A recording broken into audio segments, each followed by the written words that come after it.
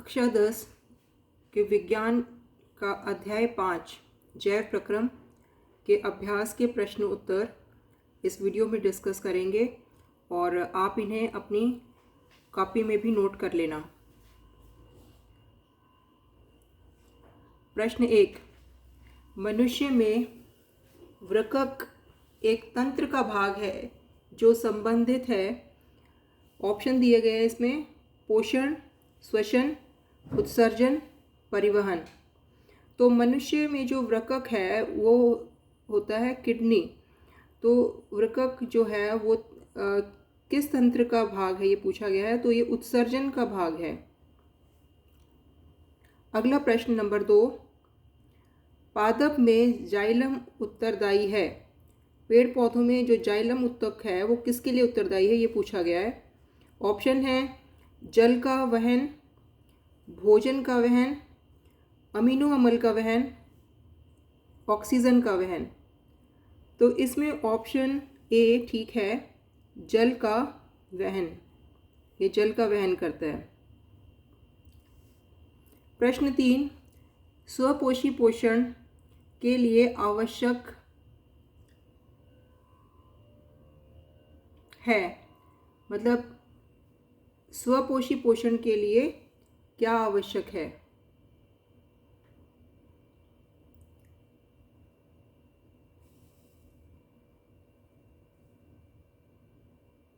स्वपोषी पोषण के लिए कार्बन डाइऑक्साइड तथा जल, क्लोरोफिल, सूर्य का प्रकाश, उपरोक्त सभी।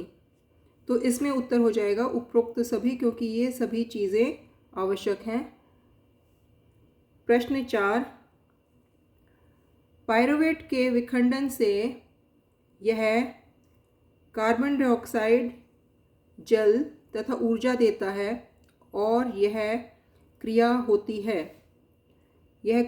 है माइटोकॉन्ड्रिया में। तो इसका उत्तर है माइटोकॉन्ड्रिया, बी ऑप्शन।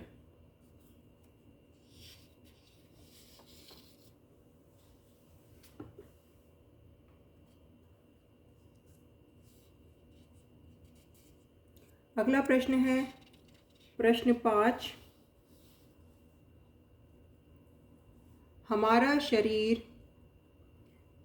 हमारे शरीर में वसा का पाचन कैसे होता है?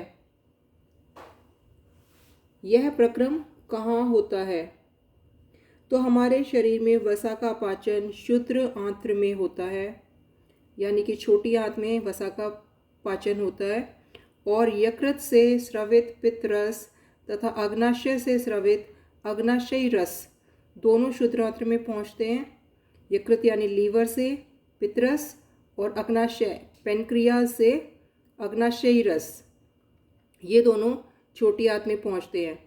पित्त रस में पित्त लवण होते हैं जो वसा को छोटी छोटी गोलिकाओं में तोड़ देते हैं। वसा की जो बड़ी गोली होती हैं उनको छोटी गोलियों में कौन तोड़ता है? पित्त रस में मौजूद पित्त लवण।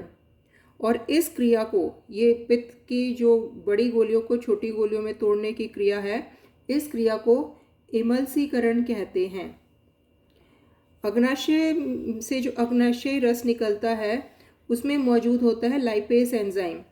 अब अग्नाशयी रस जो है उसमें मौजूद लाइपेस एंजाइम और क्षुद्र आंत्र की भित्ति, मतलब क्षुद्र आंत्र की जो दीवारें हैं उनमें कुछ ग्रंथियां मौजूद होती हैं जिनसे आंत्र रस स्रवित होता है। तो अग्नाशयी रस और आंत्र रस, ये दोनों की क्रिया से क्या होता है? अंत में वसा को वसा अम्ल और ग्लिसरॉल में बदलने का काम होता है। अगला प्रश्न है, भोजन के पाचन में लार की क्या भूमिका है? भोजन के पाचन में लार जो है वो क्या कार्य करती है? लार एक तरह का पदार्थ है जो हमारे मुंह में जब हम भोजन कर रहे होते हैं उस दौरान निकलता है। तो लार जो है वो भोजन को गीला करने का कार्य करती है, जिससे भोजन निगलने में आसान हो जाता है। लार में एक एंजाइम होता है जिसे लार एमिलेज कहते हैं। यह मंड, जटिल अणु को शर्करा में खंडित कर देता है।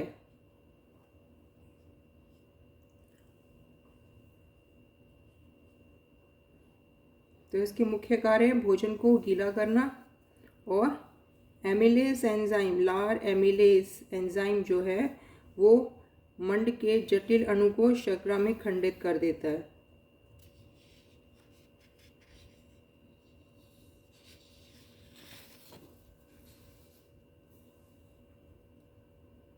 प्रश्न 7 देखिए।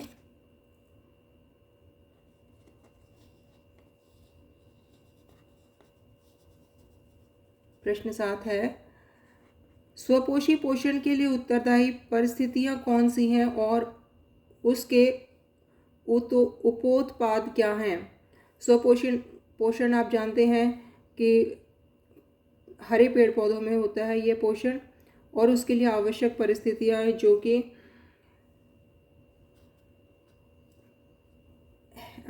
सूर्य का प्रकाश, क्योंकि ये जो है ये प्रकाश संश्लेषण क्रिया होती है, तो सूर्य का प्रकाश चाहिए इसमें।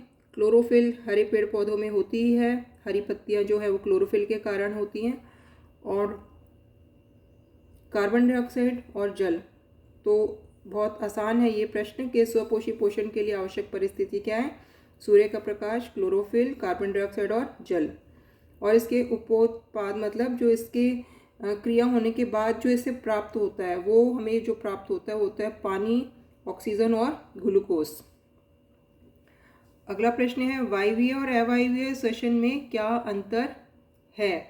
कुछ जीवों के नाम लिखिए जिनमें अवायवीय श्वसन होता है।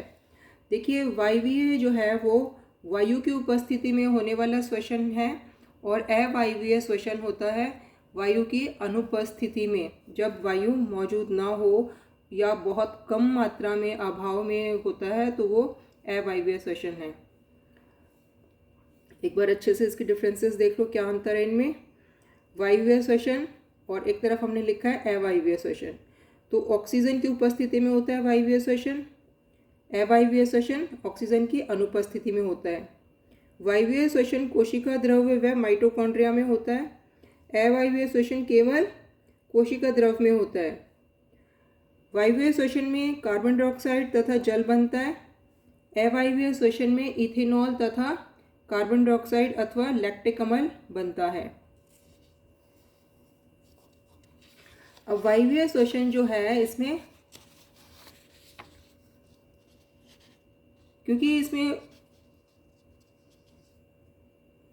पूर्ण तरह से ऑक्सीकरण पूर्ण होता है, पूरी ऑक्सीजन के साथ होता है ये, तो इसमें अधिक ऊर्जा यानी 38 ATP उत्पन्न होते हैं। ऊर्जा के कितनी ऊर्जा उत्पन्न होगी, 38 ATP, जो कि बहुत अधिक ऊर्जा है। जबकि अवायवीय श्वसन ऑक्सीजन कम या न होने की स्थिति में होता है, तो इसमें 2 ATP ही ऊर्जा प्राप्त होती है, बहुत कम ऊर्जा प्राप्त होती है इसमें। वायवीय श्वसन के उदाहरण हैं मानव में होता है ये, मनुष्य में। जबकि अवायवीय श्वसन होता है ईस्ट और पेशी कोशिकाओं में।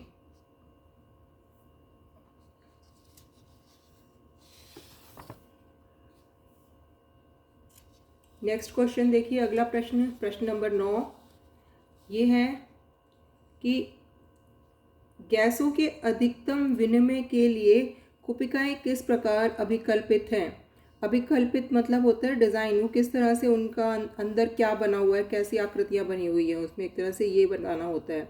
तो गैसों के अधिकतम विनिमय के लिए कुपिकाएं किस प्रकार अभिकल्पित है। तो कुपिकाएं जानते ही हो आप कहाँ होती हैं, हमारे लंग्स में होती हैं कुपिकाएं। तो कुपिकाएं जो हैं वो पतली भित्ति की गुब्बारे जैसी संरचना होती है, और इसमें रक्त वाहिकाओं का जाल बिछा होता है। इसके कारण कुपिकाओं में भरी वायु तथा रक्त के बीच गैसों का विनिमय आसानी से हो जाता है। इस प्रकार से गैसों के अधिकतम विनिमय के लिए कुपिकाएं अभिकल्पित हैं।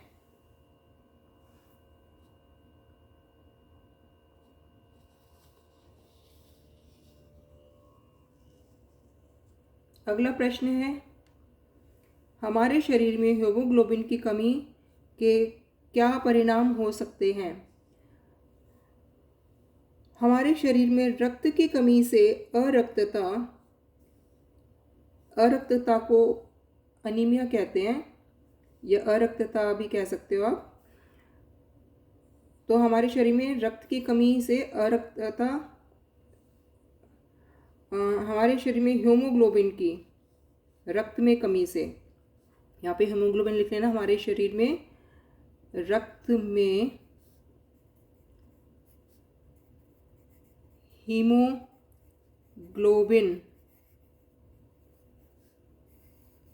की कमी से अरक्तता हो जाता है। इसके कारण रक्त द्वारा ऑक्सीजन ले जाने की क्षमता घट जाती है और कमज़ोरी व थकान महसूस होती है। जिसके शरीर में हीमोग्लोबिन की कमी होती है वो अक्सर थोड़ा सा ही काम करने पे थकान और कमज़ोरी महसूस करते हैं।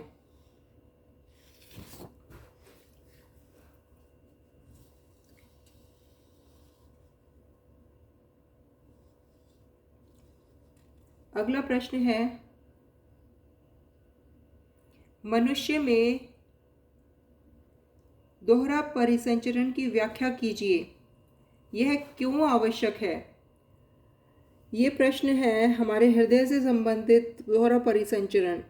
तो समझ सकती हो कि मनुष्य में दोहरा परिसंचरण का संबंध जो है रक्त परिवहन से है, जो कि हृदय में हम जानते हैं कि हमारा हृदय रक्त पंप करता है। तो हृदय जो है वो दो भागों में बटा होता है।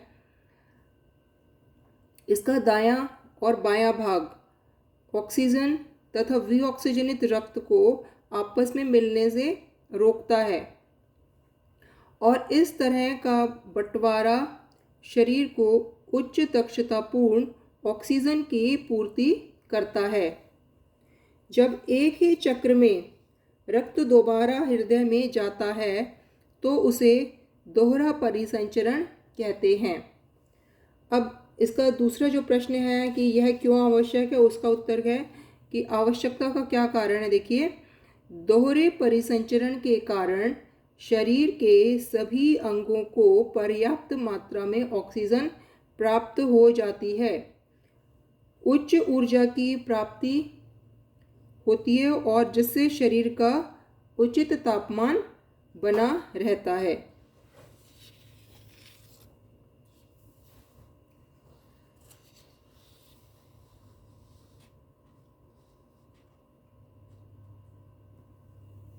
प्रश्न 12 देखिए, जाइलम तथा फ्लोएम में पदार्थों के वहन में क्या अंतर है?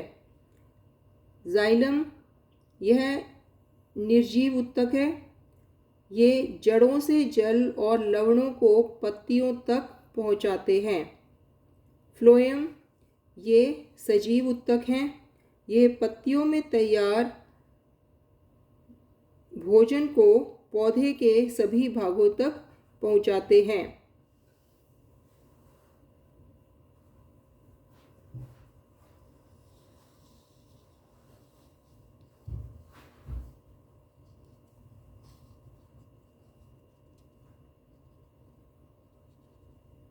प्रश्न 13 है, फुफ्फुस में कुपिका की तथा वृक्क में वृक्काणु नेफ्रॉन की संरचना तथा क्रियाविधि की तुलना कीजिए। फुफ्फुस यानी लंग्स में कुपिकाएं होती हैं और किडनी में वृक्काणु होते हैं, या नेफ्रॉन कहते हैं इनको, दोनों ही नाम है इनके, नेफ्रॉन। तो इनके अंतर देखिए, कुपिका जो है गुब्बारे जैसी संरचना होती है, आप जानते हैं, तो कुपिका गुब्बारे जैसी होती है, जबकि वृक्काणु जो हैं ये पतले धागे जैसे होते हैं। कुपिका जो है फेफड़ों में होती है, लंग्स में होती है, तो इसका जो काम है वो है वायु भरने पर फैल जाती है ये, जबकि वृक्काणु में ऐसी कोई क्रिया नहीं होती। अगला अंतर जो है वो ये है इनमें कि कुपिका जो है वो ऑक्सीजन और कार्बन डाइऑक्साइड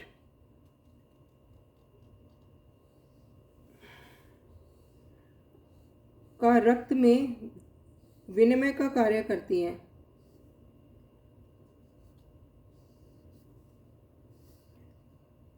जबकि वृक्काणु जो हैं नेफ्रॉन, वो क्या करते हैं, वो रक्त में वर्ज्य पदार्थ यानी जो वेस्ट प्रोडक्ट्स जो शरीर में बनते हैं उनको छानकर शरीर से उत्सर्जन के लिए उनका मूत्र का निर्माण करते हैं। मतलब छान लेते हैं, उसके बाद वो शरीर से उनको निकालने का काम करते हैं, मतलब जो वेस्ट चीज़ें हैं उनको, और मूत्र के द्वारा वो हमारे शरीर से बाहर निकल जाती हैं। तो इसका कार्य है मूत्र का निर्माण करना।